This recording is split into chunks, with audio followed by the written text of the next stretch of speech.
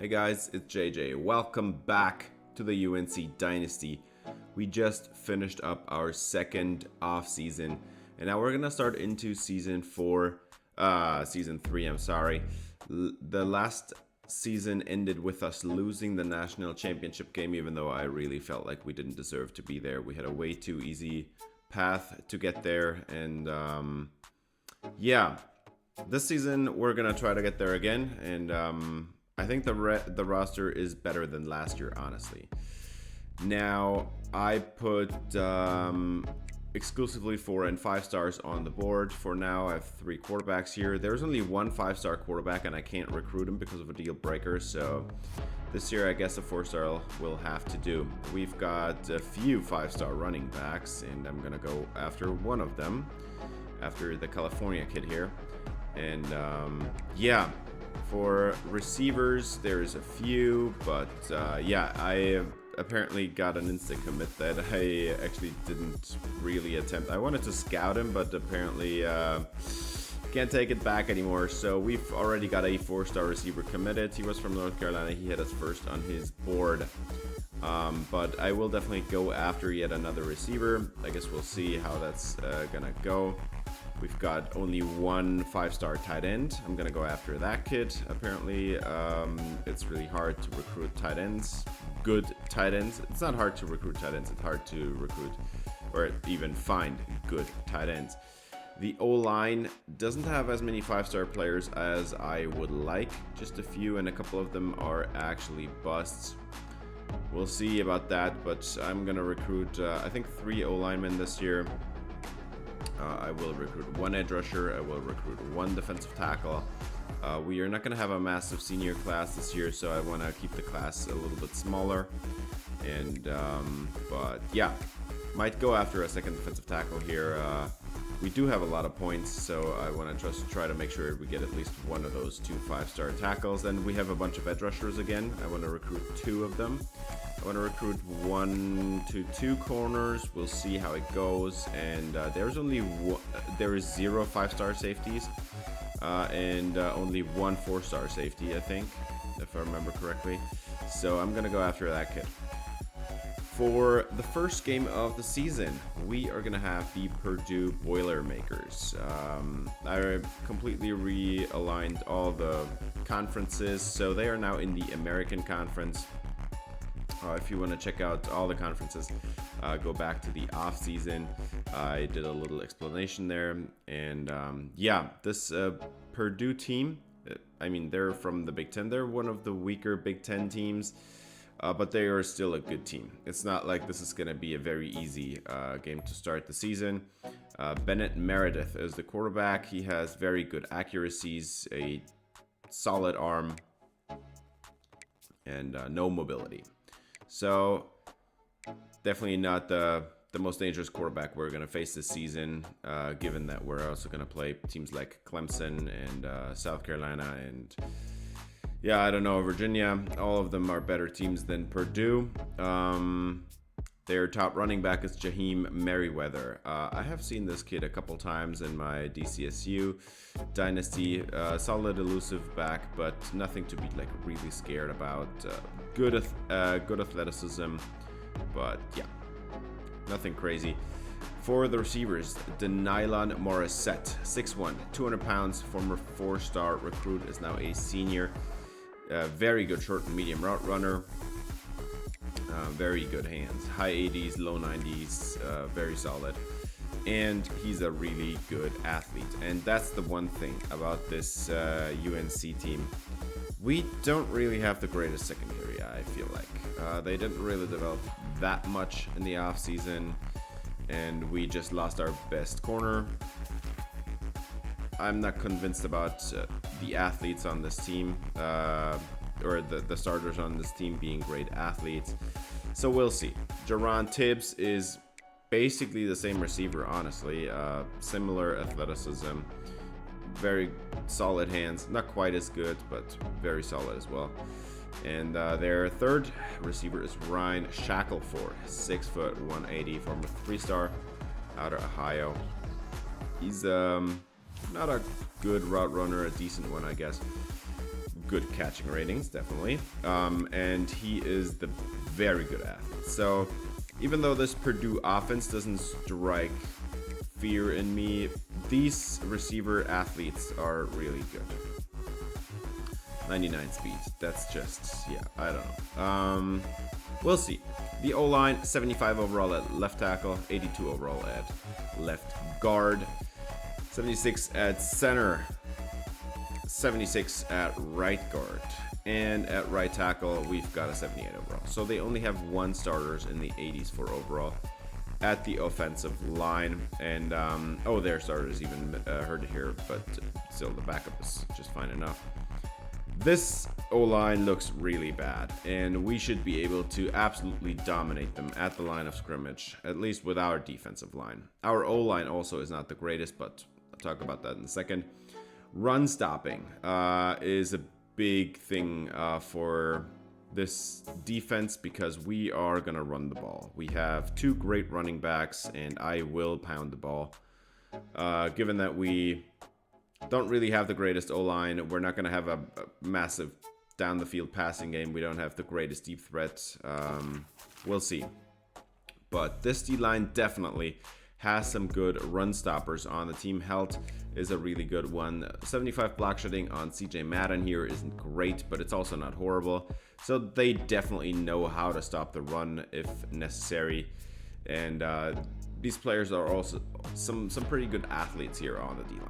The linebacking unit doesn't look great. Hudson Miller is their best player, 6 foot, 230. The block shedding at 71 for this linebacker, and this is their best linebacker, keep in mind. That doesn't look great to me, so I feel like if we get past the D-line, we're probably going to have some good runs. Hudson Miller is good in zone coverage. Good enough, I guess. Not crazy good, but he also has like 78 speed, so that's just something to keep in mind. This linebacking unit doesn't look great. Ethan Cole is the number 1 corner on this team. 88 man coverage, 84 press. His hands, decent. 81 catching. I guess that's all right. 70 zone coverage, however, is pretty awful, and this kid is not even a good athlete at all. 89 speed, that's not something I would want to see at corner, but who am I to judge? Our corner unit doesn't look the greatest athletes either.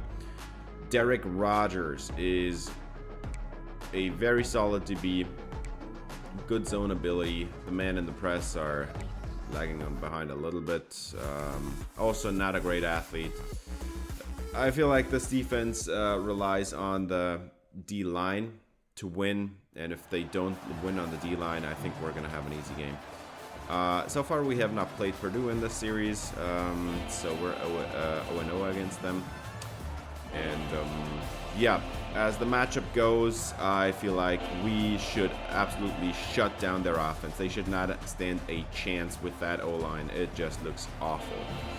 For our O-line, honestly, same thing. I do not feel like our O-line has gotten that much better. I'm very worried about left tackle, left guard, and center. We have a solid right guard, right tackle duo that has been playing since last year, and Zach Rice, he hasn't gotten better, but he was good last year, so I'm fine with that. And the right tackle got even better than last year, but the left side of the line doesn't look great. Now we start the game off with a TFL by Travis Shaw here, the best player on the team, and he shows it off right there. But then somebody misses the tackle, and that one is Green, as Bennett Meredith gets a completion to get the first down there. And now they're going to hand it off to Merriweather, and this is a little bit what I was afraid about. The D-line, while they are very strong and should be able to dominate the O-line for Purdue, our linebacking unit still is a mess. We have one good linebacker, and that's about it. But that's about to change next year. With this, things are going to be different next year. But this year, I think we'll still have to live with some growing pains as we finally get them off the field, and they do not get the first down there. They have to punt it away, and now it's time for this offense to be unleashed. And Costanzo starts the day off with a pretty vicious stiff arm there, shoving away one defender. 2nd and 3 now, and that's already in plus territory. as Brian Malik shows off the wheels, 9 yards on that play. Moves the chains, gets a new first down, and that's now field goal range already, as Merdinger is going to hand it off to Costanzo again, and he's showing off the speed to the outside, runs over the safety, and gets out of bounds there. Gets shoved out of bounds there, but what a play. Running over the safety. That kid stood no chance. 1st and 10. Merdinger is going to throw it to his tight end, and Jake Johnson, he's got about 8 yards. And they stay ahead of the sticks. 2nd and 2 now as Merdinger goes empty backfield, trips to the right. He gets it away on the slant. Touchdown, UNC. 7-0 Tar Heels. It's Buck Stoner, the #1 receiver. And he was a true freshman last year. He showed it off. He broke a couple of records, and or tied a couple of records, I guess, as well. And he got even better in the offseason. I'm looking very much forward to what he can do as we go back to the Purdue offense now. And they are going to hand it off. And that is Merriweather, I think, #3. Yeah, that's Merriweather. The number 22 guy earlier, that was not Merriweather, who got the big first down run. But now they're going to actually go to the passing game. They get the tight end involved. And this one is going to be a 17-yarder for Burhan. 2nd and 3 now, and this is already in field goal range now after a few runs.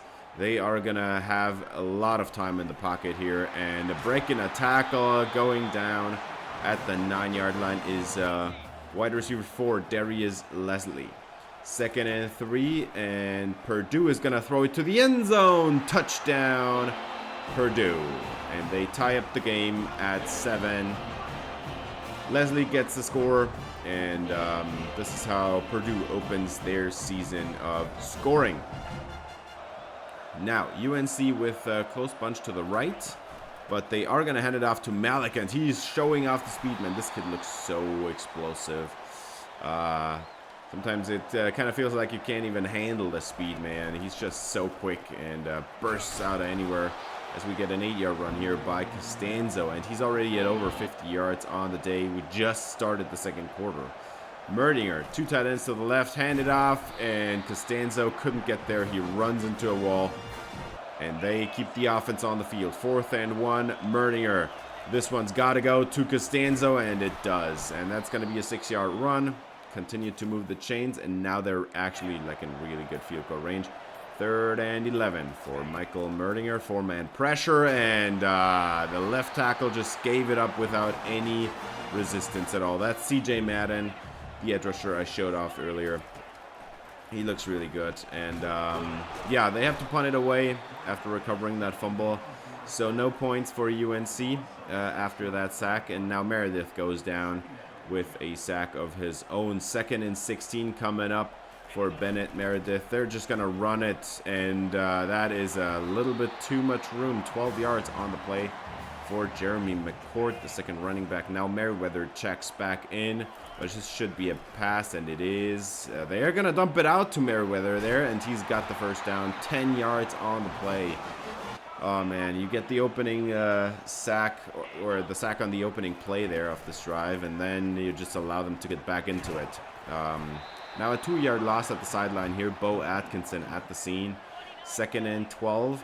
And Bennett Meredith is going to throw an RPO. And this one's going to be 8 yards on the play. Great execution there, as Falling couldn't break it off. 2nd and 5. Over the middle, it's caught. And that's going to be a first down again. I think that's Burhan, the tight end again. 1st down and 10 with about 3 minutes left in the half. Bennett Meredith.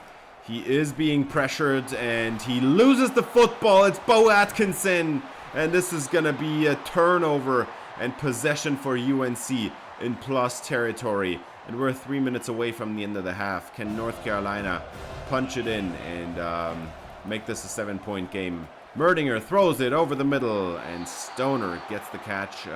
It's thrown a little bit late. You would like to throw it a little bit earlier there, but he does make the catch. 1st and 10 from the 16. There's a minute on the clock. Touchdown! It's Jordan Shipp. And he's got his first score of the day. He had a great offseason as well. He's now an 87 overall receiver, the starting slot guy. And he gets his touchdown there. Perfect execution by Michael Merdinger. And now there's a minute on the clock for Purdue to do something about this 7-point deficit, as Meredith is getting sacked, and this is Malik Hamrick, the sack record holder. He's getting starting here with a sack, make this a 2nd and 23, and he is back at it again, and that's almost a safety. Not quite yet, but timeout taken by UNC. They want the ball back. There's still 40 seconds on the clock, and Merdinger is going to have a pass on the corner route. Then that one's caught by Buck Stoner. Down in bounds. They're going to go hurry up. Clock keeps running now after the ball was set. Merdinger throws it over the middle. This is Marquise Brooks, his first completion in college football. And he's got the first down. Timeout taken. There is 0 timeouts left now. 21 seconds on the clock for Merdinger. Throw it to the end zone or throw it away. And this one's going to be incomplete. Jake Johnson couldn't get there. So they are going to take the field goal and make this a 10-point game, as Purdue had a horrible drive there with 2 sacks immediately by Malik Hamrick. And that gave the ball back to UNC with great field position, as the game was tied up before the 2-minute warning there, and then within less than 2 minutes they allowed 10 points, as Stoner has another catch.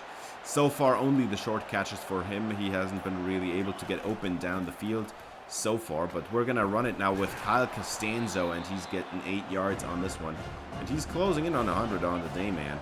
2nd and 2. We've got double twin set, and Merdinger is getting sacked here as right guard Zach Rice give that one up. So this is going to be a tough 3rd and 8 now for Michael Merdinger, and he's going to throw it. Perfect throw over the head of the slot corner, and Buck Stoner's got the first down with about a 25-yarder. And that is also going to move them to the edge of field goal range. 3rd and 10 now for Merdinger.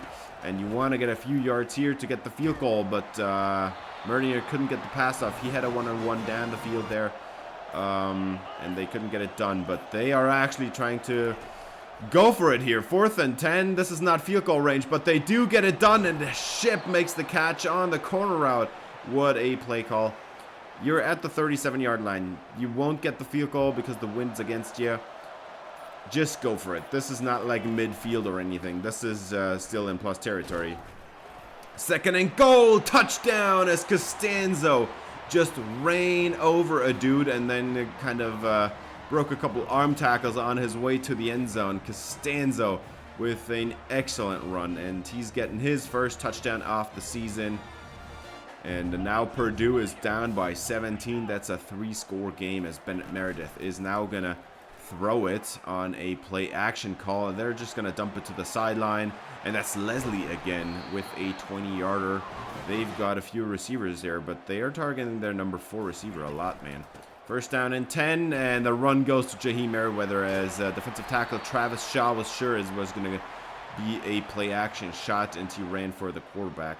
1st down and 10, and Purdue is in business. This is the edge of field goal range. 2nd and 6. And Meredith is going to throw it over the middle, and that's going to be complete to the tight end, Burhan. 1st and 10 now at the 27-yard line. And they are going to hand it off to Merriweather again, and Shaw couldn't disengage quickly enough. This is an 8-yard gain, and Purdue is back in business. If they get this touchdown, it's a 10-point game, and everything's still open. But, yeah, running out of time here if you don't score here, as they are going to get a conversion, 8 yards, and a new first down to number 1 receiver, Denylon Morissette. Now they go trips to the left, and Meredith is going down. That's a safety. That's a 0 blitz, and linebacker Ashton Woods was wide open, and came through unblocked. And now it's 2nd and 20, and Merriweather, no, it's going to be a play-action shot, and that's a touchdown. Purdue puts points on the boards. It's Denylon Morissette. And they finally get back in the game. It's 24-14. And, yeah, that was a good play call by the offense there to go for a play-action shot. They had a 0 blitz lined up there. And that did not pay off for UNC, as we are going to go 3 and out, as Merdinger was hit on a throw. And the ball falls incomplete. So Purdue gets the ball back, and we're still in the third quarter. If they get another touchdown on this drive, we are back in business here. Even if they get a field goal, this is still going to be a one-score game. But you've got to stop Merriweather here as UNC. This kid is running 7 rushes, 64 yards. It's more than 9 yards a carry. Travis Shaw is disengaging here, and finally the quarterback goes down. Multiple people arrive at the same time. Hamrick's there, Joel Starlings, Travis Shaw. Everybody was in the backfield. So they have to actually punt it away, and now Merdinger is hit during the throwing motion again and throws it behind his intended target, Marquise Brooks. It's going to be another 3-and-out for the UNC offense, and Purdue has yet another chance, but they are shy of the sticks on this one as well. 4th and 6, they are going for it now, because you got to get some points here, and you're in plus territory barely, so you got to go get it, and that one's going to be good. They throw the dump off there. And now 2nd and 10. This is still not field goal range. You have to go get one more first down, I think. And they do get it right here. That's Darius Leslie, the number 4 receiver. He gets the first down. Now 3rd and 5. And now you're just outside the red zone. And the quarterback is going down again. They send another zero blitz. And Ashton Woods again unblocked in the backfield. 2 sacks for the middle linebacker. And now this is a 45-yard field goal try, and it is right down the middle. Purdue on the board again, and now it's a 7-point game. And there is about 6.5 minutes on the clock still for UNC, so they can still do something. As Merdinger has a one-on-one down the field, it's Marquise Brooks, and he's got it.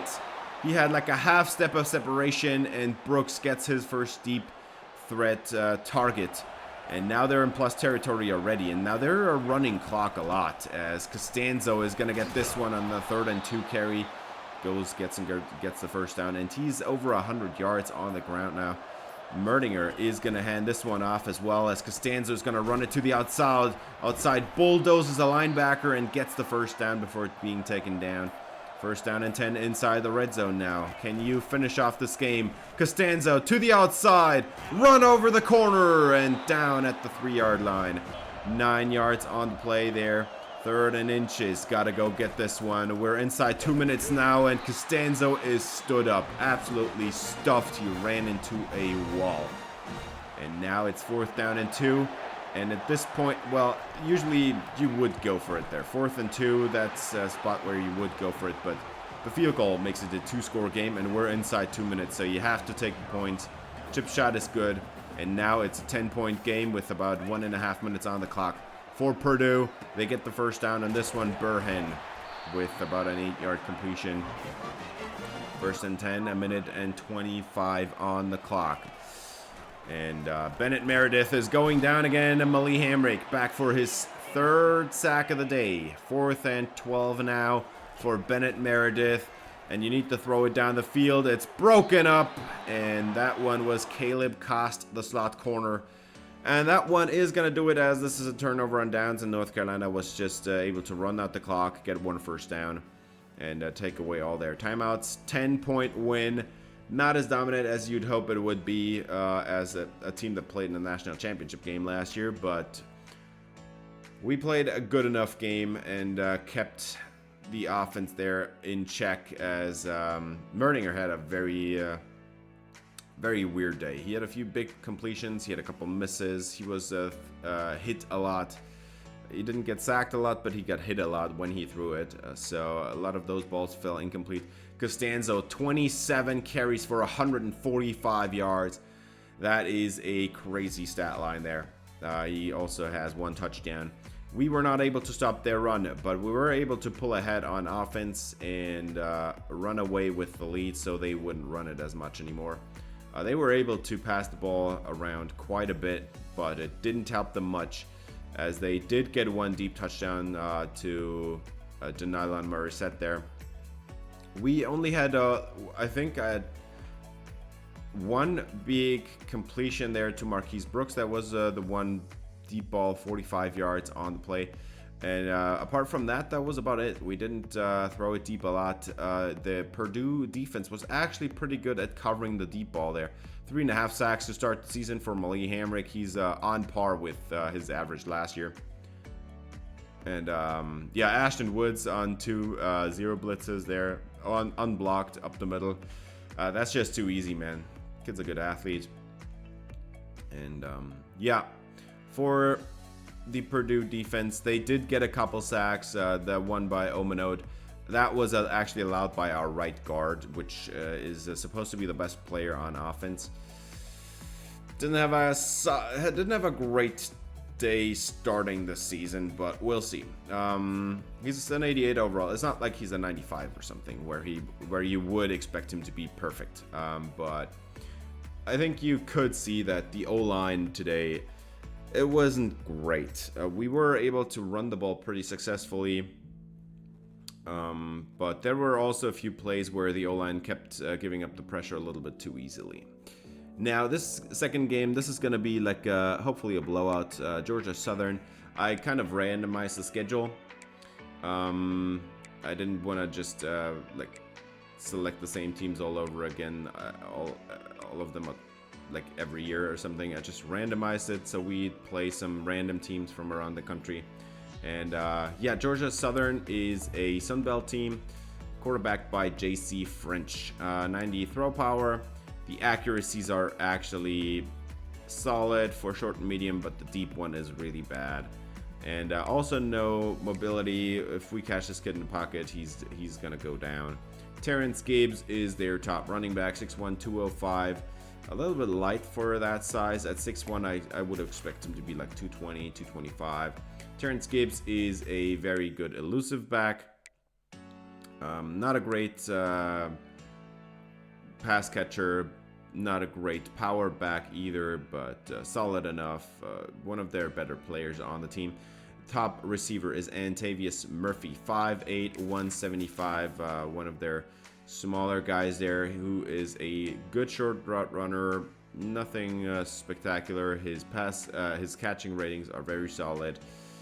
Can break tackles for a little bit, and he actually has some pretty good athleticism. 92 speed, 94 acceleration. DeAndre Buchanan, 5'11", 175 is their number 2 receiver. Former 2-star recruit with decent route running. Again, very good athleticism. He knows how to break tackles. The hands just not there. If you get him open, that's good, but if you don't get him open, he's probably not going to catch it. The O-line for this team, they actually do have an 86 overall left tackle, but the rest of the line doesn't look as good. 77 at left guard, 75 at center, 65 at right guard, 65 overall. That is abysmal. And then 73 overall at right tackle. I expect Malik Hamrick to have a tough game in this one because he's the one lining up against the good left tackle.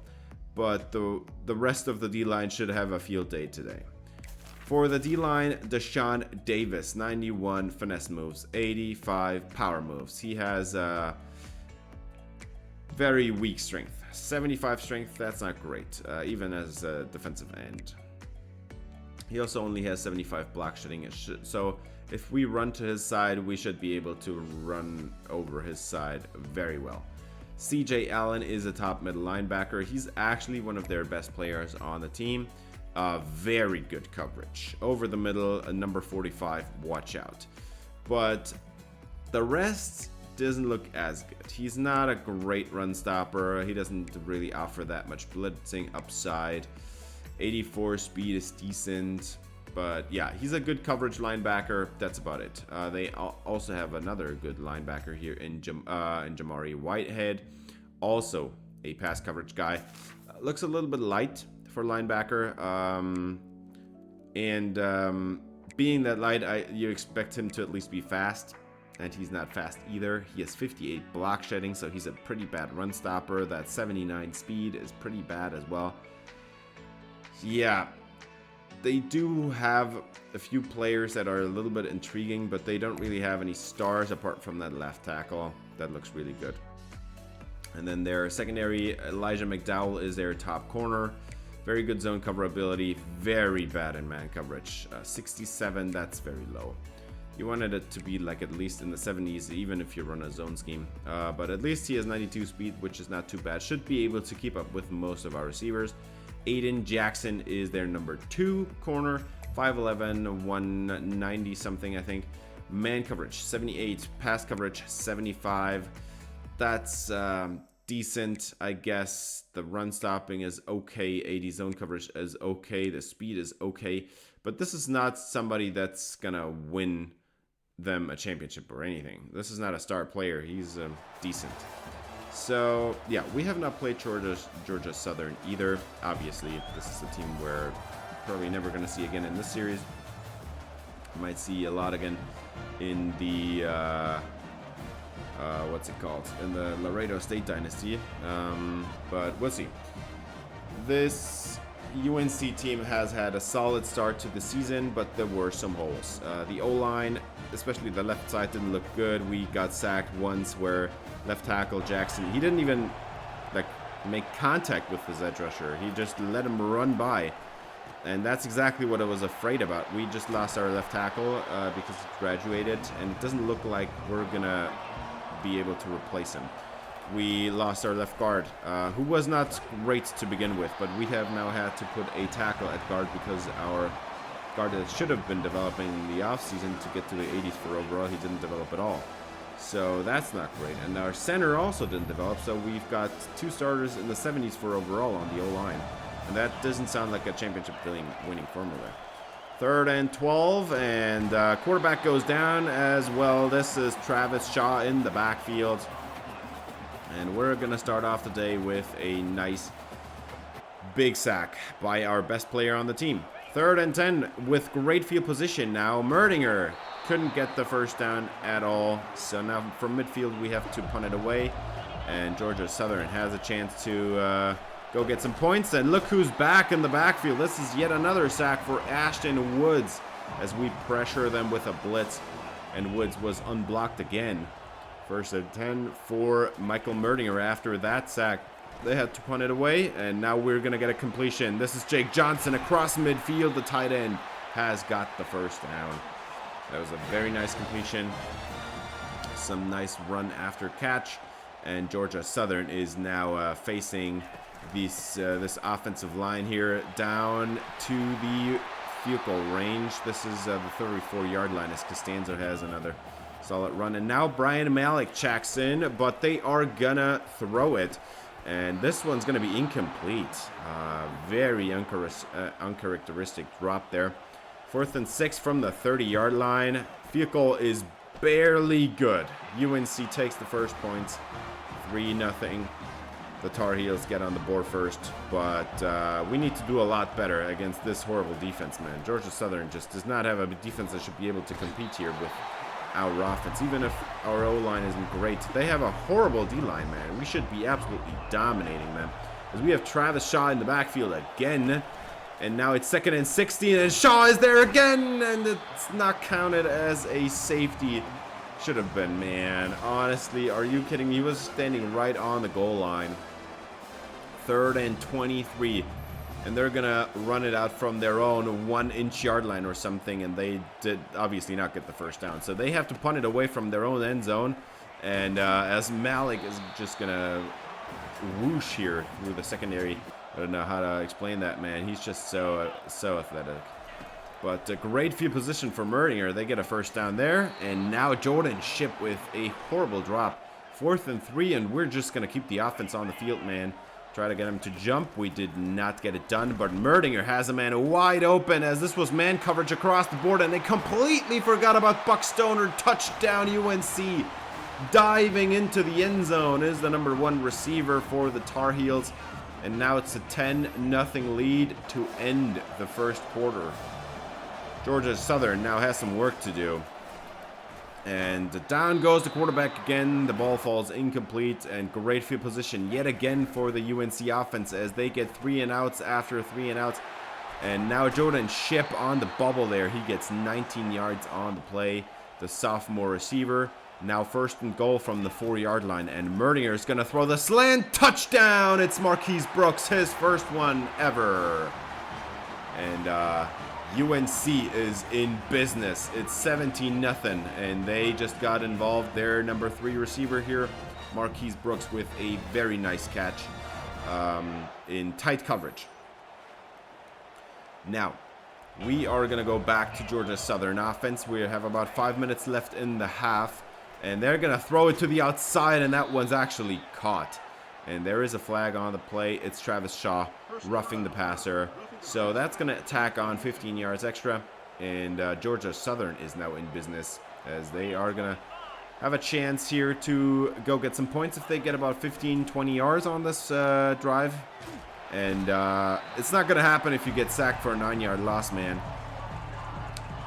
That's not good, as Malik Hamrick is now at 50 career sacks. They get him back there in their own territory. 2nd and 19, and trying to run, and then throws it. What a play. It's 20 yards on the catch and run there for Terrence Gibbs. And now they're back in business. This is the field goal range, and this is not field goal range anymore. 7 sacks already. We're not even at halftime, man, as Caleb Lavalley was blitzing, and he gets there. And, well, Georgia Southern is just, 3rd and 13 now after they get a 6-yard run on 2nd down. The quarterback goes down again. This is sack number 8, and Malik Hamrick is back in the backfield. Oh, my God. This Georgia Southern offensive line just looks awful, allowing 8 sacks and creating 0 points.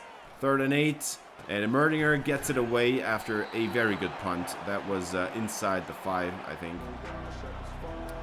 They don't get the first down, 3 and out, and now again great field position for Georgia Southern, but it's not going to be great field position if you keep Malik Hamrick in the backfield, man. This is his 3rd sack on the day, and they don't get the first down at all on that possession. So now we have a one-on-one shot down the field. We're inside 2 minutes, and Brian Malik hauls it in. What a play. The athlete. He was recruited as an athlete, and we put him at running back, but this kid could also play receiver, man, and that was a great catch in tough coverage. 3rd and 2, as we're at 45 seconds now, and Merdinger, one-on-one behind the defense, touchdown, Buckstoner, 24-0. The Tar Heels are getting it done. This is exactly how it should like. First couple of drives, we're a little rocky, but we're getting going here, as Buckstoner is behind the defense again. And that's just a lack of athleticism here on this team.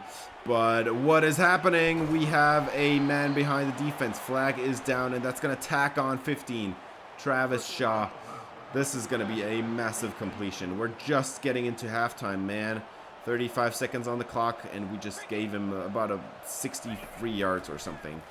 And they throw it to the end zone. Touchdown, Georgia Southern. What a catch by the Georgia Southern receiver there. I don't know who number 15 is, but he did get his feet down, man. It is a crazy good catch there for DeAndre Buchanan, I guess.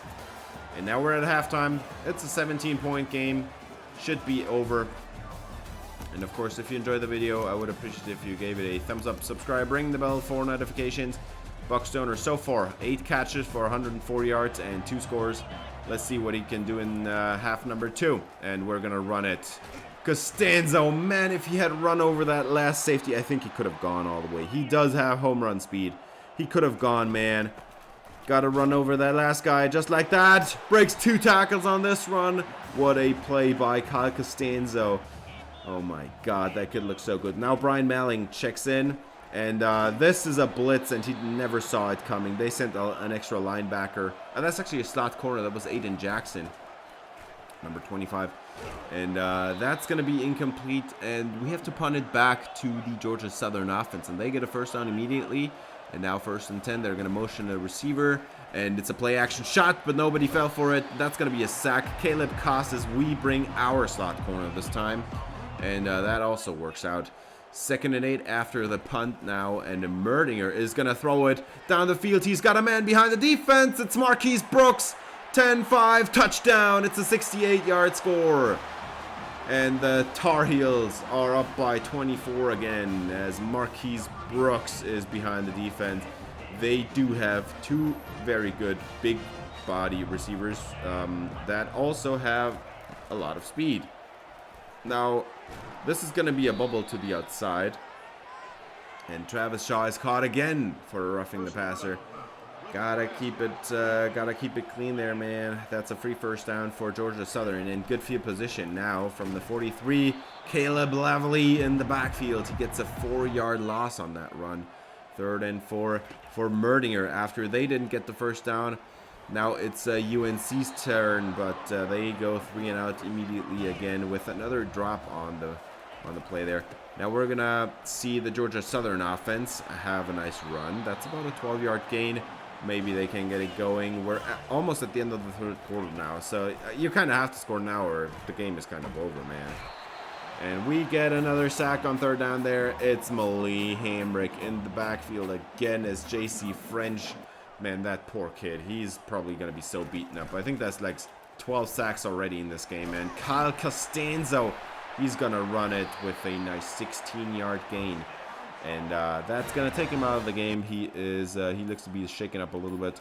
And Brian Malik is going to finish this one out. Merdinger throws it away as Georgia Southern gets the pressure this time. And they have to punt it away. And UNC is still up by 24, but they have not been as stellar in the second half as they have in the first. So Georgia Southern, I mean, they're not in this game, but the game would feel over if UNC were now in the 40s for points. And now 4th down and 4. JC French has trips to the right, and the blitz is picked up. 1-on-1 down the field. He underthrows it, and that's going to be intercepted. It's Dorian Green, and he takes it back the other way. And that should do it. There is no way this team can score 24 points without us having a say in that, with that many sacks, with that O-line for Georgia Southern. And that's another pick. We just jumped ahead. We did get a field goal on that drive on the Dorian Green interception, and then they get the ball back, throw it immediately, another pick. It's the first one in the career of Stephen Slate, a redshirt freshman that was redshirted last year. And he gets his interception with a very nice one. And then we also have another highlight, as you can see. This is Brian Malik in the backfield, and this is his first touchdown in the NCAA. Malik with his first career touchdown. That's something I wanted to show as well. So now we're in the 40s for points, and the game really is over. But Georgia Southern, they never really stood a chance. We kept them kind of close because we weren't able to really score in the second half anymore. And then we get the 2 interceptions, and that's going to give us 10 more points. But if Georgia Southern, man, their O-line was abysmal. Now, Michael Merdinger had 4 touchdowns in this play of the game, but he also had below 50% completion percentage. And I can tell you exactly why that is. Even though Georgia Southern has a horrible D-line, they were still able to create so much pressure. I think in this game we had like 4 or 5 passes that were incomplete because he got hit during the throwing motion. And this is exactly what I was worried about. We just played a horrible team that should not be able to compete with us at all. And our O-line still, they gave up so much pressure. Not necessarily sacks. We threw it a lot still, like on time, but that was not great for our O-line. And this is exactly what I'm worried about as we now get into conference play, and we're gonna face I think so far our most bitter rival. They cost us the ACC championship game last year, but we need to step it up big time on the O-line. I think if we're going to play like this in conference, especially against the good teams, we are not going to go to the championship game at all. I can guarantee it. We, on the other hand, we had a great defense. While the O-line was not good, Malik Hamrick got 5 sacks. Travis Shaw got 2.5. Bo Atkinson got 1.5. Just our 3 best defensive line players had 9 sacks, and then we had one more by Woods, Cost, Starlings, and Lavely. We had 13 sacks in this game. 13! We also had 2 picks late in the game where it really didn't matter that much. That is crazy. Malik Hamrick had a field day against an 86 overall left tackle. The best player on this team by far. and he had a field day, man. He was just, oh man, this is just some 4-year-old I'm playing here, so let's just destroy him. He also had a record with that, because 5 sacks is actually a game record for North Carolina. Not for the ACC, and not either for the entire NCAA, but he has now the single game sack record. So that, I think, means he owns all the sack records for UNC. We are now going to get visits here. John Okuayinonu, really weird name, out of Virginia. He's going to visit the next game. 5'10", 205. He's a smaller receiver, but he has a lot of speed, man. For 95 speed, 96 XL. I don't know about his caps, obviously, but there could be something there. Deontay Slay is also going to come here. 6'3", 267.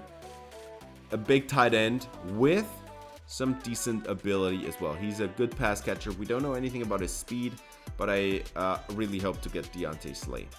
We also get a tackle in here. Shamir Timms out of North Carolina. 6'6", 303, a 5-star tackle who is already an unbelievable pass protector. I think this kid could play as a true freshman. All the pass block ratings are in the mid to high 80s. That is crazy good. We also get a center in here, Oscar Brink. He's out of Michigan, 6'3", 300 pounds. Also a pass protector. Not quite as good as Tim's. Also not quite as strong, I think. But all the pass block ratings are in the 80s as well for him. Now we're going to face Wake Forest. And they cost us the ACC championship game last year. They were the only team we lost to in the regular season, and it was a very costly loss. And this team has gotten, I think, even better. This team is going to compete. I know it. And our O-line really needs to step it up big time. Quarterbacked by Jeremy Heklinski, 6 foot, 175. Very small kid. Former 3-star out of Georgia. He's a runner. He's a pretty good athlete. The accuracies, short and medium, are very good. 89 throw power is a little bit on the lower side of what you want, but good enough, I guess. And then 79 speed. I mean, he's not fast, but he can run a little bit with that acceleration. Tate Carney, their top running back. He's out. Dislocated knee. Out for 3 more weeks. So he's not going to come back until like the midway point of the season. Ricardo Dixon is his replacement. 5'10", 201 out of Wake Forest, North Carolina. The hometown kid. Probably going to be extra motivated in this rivalry game. And yeah, he's a decent elusive back. The power is not great. That 59 stiff arm, for example. I think he had a 63 carrying. Also not a great athlete. Micah Mays, 6'2", 184, is their top receiver. And he's a junior, former 4-star receiver, and he looks like it, man. 99 deep route running, 90 short route running. He's not great at catching the football in traffic or anything, but he has 99 speed and great route running. If he gets open, he's gone. So Micah Mays, that's going to be a problem. Tyrone Gillikin, 6 foot, 176 out of D-Land, Florida. Good down the field route runner. The hands, not crazy good. Not even good. I'd say decent. But again, crazy good speed. They have 2 very good speedy receivers. And they do also have a solid O-line. This is going to be much more of a competition than the first 2 games we had. They have an 86 at left tackle. They have an 83 at left guard, but he's injured. So I don't know exactly who's going to play, but if this 63 overall kid plays, then our defensive tackle 2 is going to have a field day, man. Center, 83 overall. Right guard, 84 overall. And at right tackle, a 79 overall. So in conclusion, this is a good O-line. I think they're probably not going to play the 63 overall guard. I think they're probably going to play somebody else. But this is a very good team on offense. They have a good O-line. This is ACC competition. They have a solid quarterback. They have 2 deep threats that are like out of this world, man. Like Olympic sprinter speed kind of guys. And yeah, their edge rushers, very good too. This team is built in the trenches, and that is exactly what I'm scared about. Because while our D-line is good, our O-line is not. We have seen that against Georgia Southern. We will see it against Wake Forest. But we are going to try the best to mitigate these deficits, and we'll see how this is going to go. They have a defensive tackle in the middle of this defense that's also very scary. Zach Swanson, 6'4", 282. He's a little bit on the smaller side of guys, but 91 finesse moves. So against our O-line, we don't have great athletes there at all. But at least Swanson is going to face Zach Rice, who is not a great athlete either, but at least he's very solid. Like very technically refined, I want to say. They have a good linebacker here in John Alvarado, 6'1", 219 out of Chandler, Arizona. John Alvarado is very good in coverage, but he's not good in run stopping. And that's bad news for this Wake Forest defense, because again, we're gonna pound the football.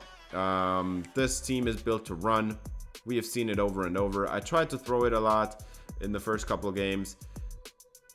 It did work out a little bit, but we were also under pressure a lot. So I want to make sure that we don't get behind, don't fall behind the sticks. They have another linebacker here in Aiden Hall that's solid in coverage, actually pretty good in coverage.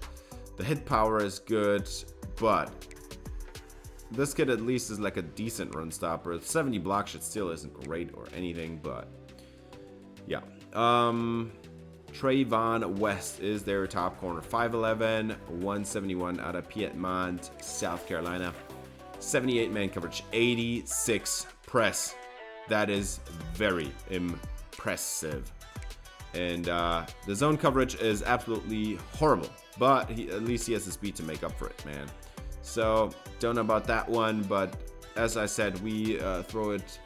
We're not going to throw it a lot. 6 foot, 165, and he looks like he's 300 pounds. Devin Cook is the number 2 corner on this team. And I think there went something wrong with his body type that they added into the game, because this kid looks like a defensive tackle at 350 pounds, man. He's a decent, a very good zone coverage guy, honestly. Now, the first matchup we had in season 1 was won by us, 28-21, so it was a one-score game. And the second one, man, that was a really weird game. We had been pretty dominant all season, and then we go play Wake Forest at their house. In Wake Forest, they shut us out in the first half, man. They were up by 20.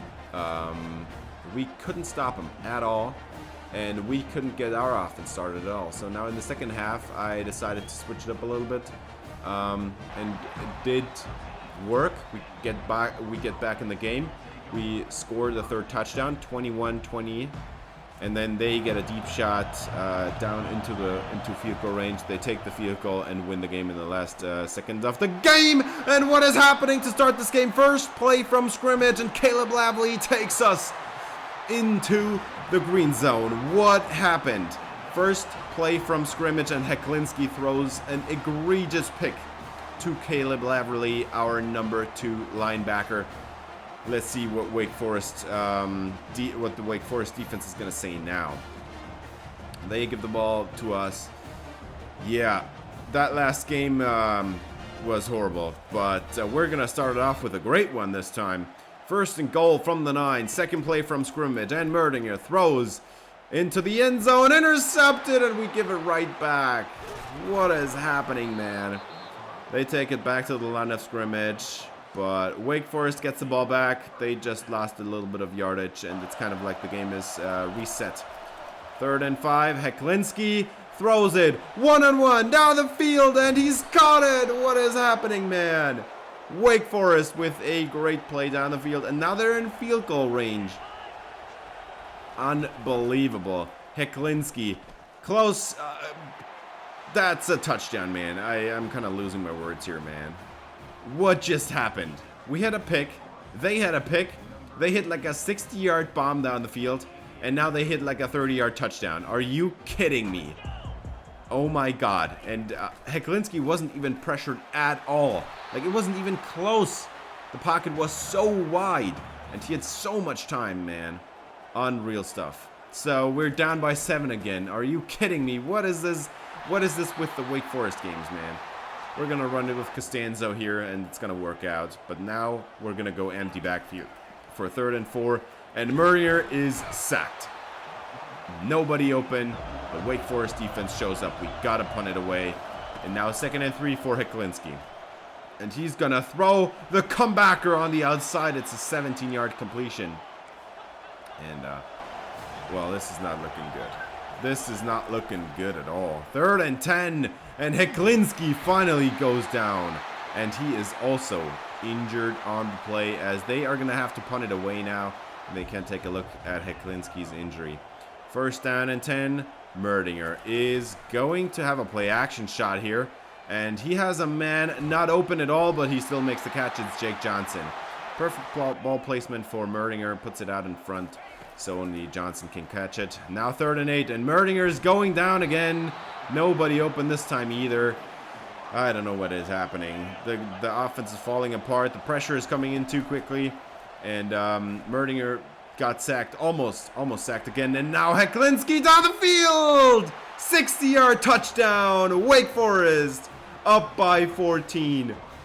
The Demon Deacons are pulling away, and it's again the same thing we just had last season. This was Micah Mays, I mean. That's the 99 speed kid, as Costanzo just ran over a defender and looks to be shaken up, but he's right back a couple plays later. He gets the handoff, lots of room, runs. No, he does not run him over, sadly, but we get a lot of yardage out of that one. So finally the offense gets going a little bit. Merdinger throws it over the middle. It's caught. That's Buck Stoner wide open, 18-yarder and a 1st down. And now we're finally in business. This is the red zone, and now let's finish him off. Merdinger throws it, end zone, jump ball, touchdown! It's Marquise Brooks. What a play by the freshman receiver, as he is just jumping over that corner. The corner did have better leverage. He should have had the ball, but Brooks just mosses him. Let's take a look at it again. Great coverage here. As you can see, he never lets Brooks behind him, but Brooks just takes it away from out of his hands. Great catch by the freshman receiver, and we are finally on the board. But this is still a 7-point game, and Heklinski is back on the field. He's got the 1st down there, and that's the number 2 receiver that we looked at. 2nd and 3, and Heklinski is going to make an adjustment. He's going to hand it off, and absolutely nowhere to go. That is going to be Caleb Cost's TFL. And now 3rd and 6. That's a tough one for Heklinski. He's going to throw it to his man on the sideline there. That's going to be a 1st down. 7 yards on the completion. Just about got the 1st down. 3rd and 10. Heklinski. He has his man corner route on the outside. That's going to be another 1st down inside field goal range. And now it's 2nd and 4. And they're all almost in the red zone now. And now they are. That's going to be a catch and a 1st down for Jeremy Heklinski. 3rd and 4 from the 6. And Heklinski needs to throw it, and he is going to get sacked. That's Bo Atkinson. He takes him down. And Heklinski, they are going to have to settle for points here. They didn't get any touchdown here, and the field goal is no good. Chip shot. 37-yarder, no good.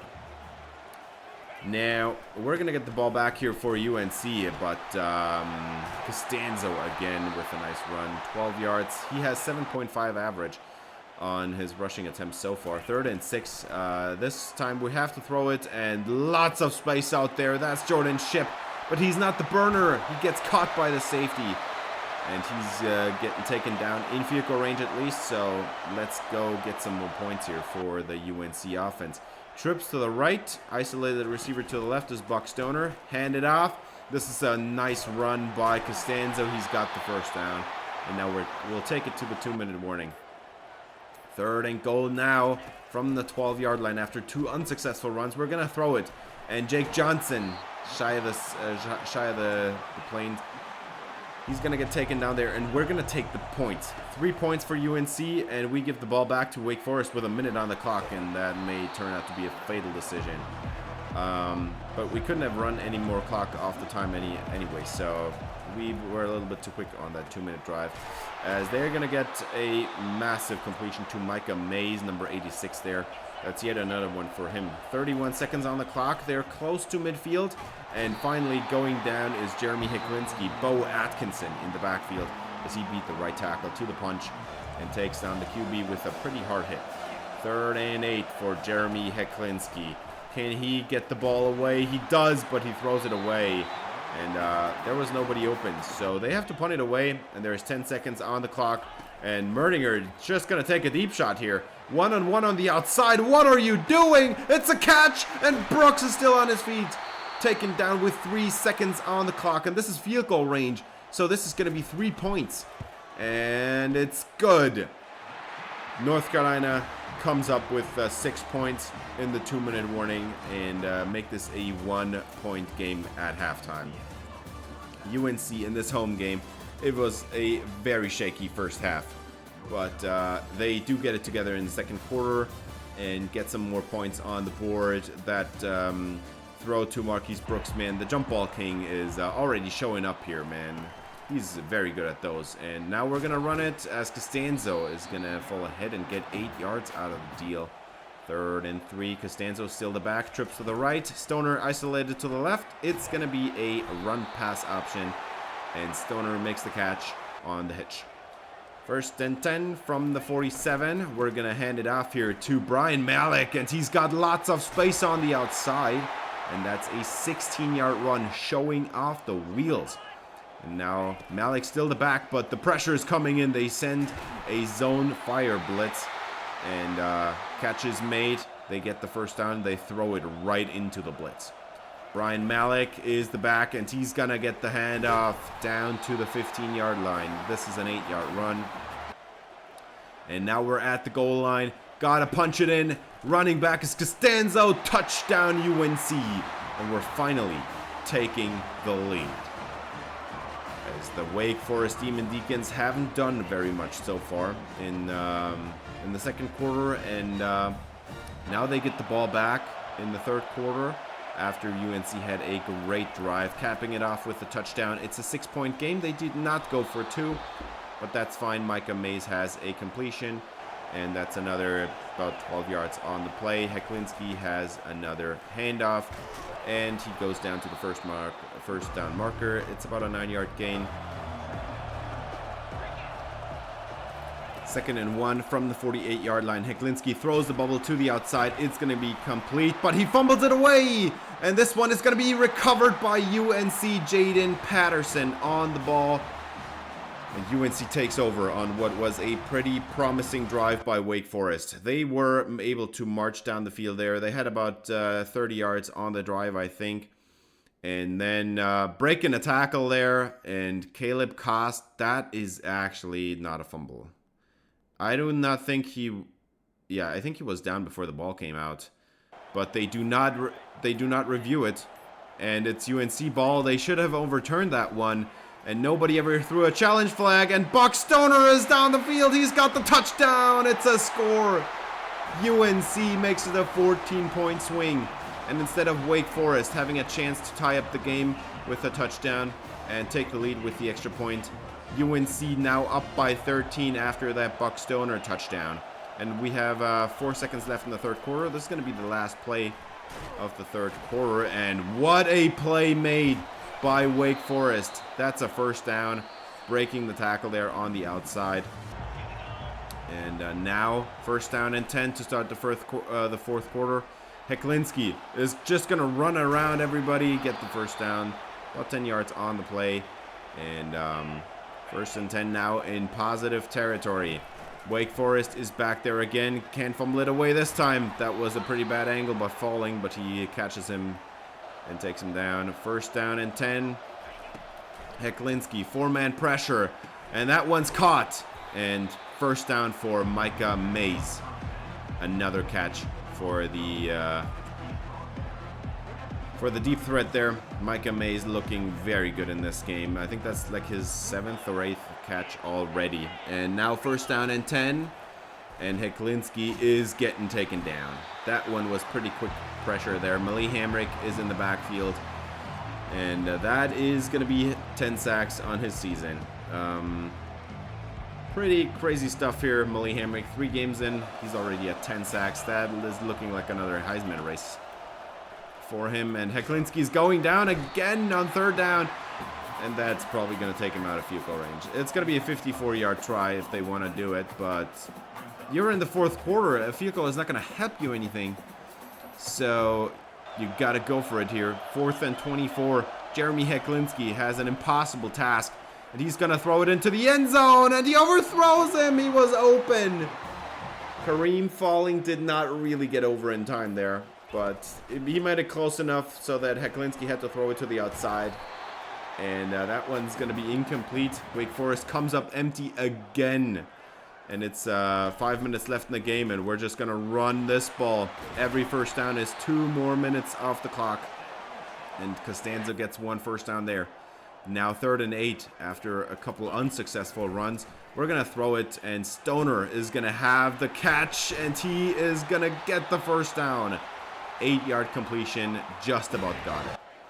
1st and 10 from the 34. And Michael Merdinger is going to hand it off again. Costanzo runs over the slot corner, and that's going to be another first down. He's almost at 150 yards, man. 3rd and 5. Costanzo runs it up the middle. Timeout taken, Wake Forest. And that was another first down. Costanzo is still the back. 2 tight ends on the field. Costanzo is the recipient of the handoff. Touchdown, UNC. Kyle Costanzo showing off. Unbelievable what he can do, man. He had a 3rd and 5, and he still got the first down. Fighting ahead there. Falling to the marker, and that ought to do it. They did get another touchdown in garbage time there, but the 3-score lead was just within 2 minutes. That was just too much then. And we win the rivalry game here. And that was a very important win because we had 4 5-star recruits visiting on this game. Micah Mays, unreal. 10 catches and 266 yards. Unreal. We didn't throw it much. It did work. I did throw a pretty dumb pick on that slants play. I should have just ran it, man. We have Kyle Costanzo. We could have just, even if it was just 3 points, it would have been better than that pick on the slants. To just start off the game on the right foot, you know. And yeah, but again, the first half, I don't know what it is with this Wake Forest team. This time, we woke up quickly enough to turn it around. But I don't know. Wake Forest is just such a weird opponent. There's always weird stuff happening. This time around, Buck Stoner and Marquise Brooks, they made it happen with a couple deep receptions, 57 yards and 54 yards for them, respectively. We had a couple drops, nothing too bad, but Micah Mays, man. We're going to face him again next year. Are you kidding me? I don't want to face Micah Mays, man. 10 catches, 266 yards, 3 touchdowns. Kid looks unbelievable. He also had a 60-yarder in that game. Gillikin had 5 catches for 64 yards. So the top 2 receivers that I showcased before the game combined for 330 yards. Are you kidding me? Like, what? What is our secondary doing, man? We have a 99 speed free safety dude. Kareem Falling has like 93 speed or something on the other side. But I don't know. That's something that I mentioned earlier in this episode. I'm very scared about our secondary. We had Marcus Allen as a number 1 corner, and that honestly worked out to perfection. He was very locked down. He didn't get targeted much. He didn't have many picks, but he was locked down. He locked his side down, and it didn't matter who was there. But this secondary, I don't know. I mean, no, the safety's also playing not well. It's the entire secondary. It's just, I don't know. we'll see. We are 1-0 in conference at least in the north here. And it's already, you can already see it, the top teams are already separating. In the north, it's Virginia Tech, North Carolina, Virginia. Those 3 teams. Wake Forest should also be like competing up there. And then in the south, NC State comes in South Carolina. Those are the 3 teams that should be up there, and they are. And this is going to be so much fun. We're going to play 10 division or conference games this year. So we're going to play everybody from our division and then like 3 or 4 opponents from the south. And I know we're going to be playing all 3 of the top teams from the south. We're going to be playing all of them. So this is going to be a lot of fun, but I'm very worried about this O-line, the left side of the O-line, and the secondary. It just doesn't look great. And I feel like with one more offseason, we're going to be a lot better because nobody from the left side of the line is going to graduate. So I hope they're all getting better. And we had recruited a few really good linemen last year that have yet to receive any offseason dev. And I'm very hopeful for next year. But I think this year we're just going to have to work around the O-line. It's just not a good situation. But that's going to do it for this episode. Thanks for watching. If you enjoyed, please leave a like and subscribe for more UNC Dynasty. Thanks for watching. Have a nice day.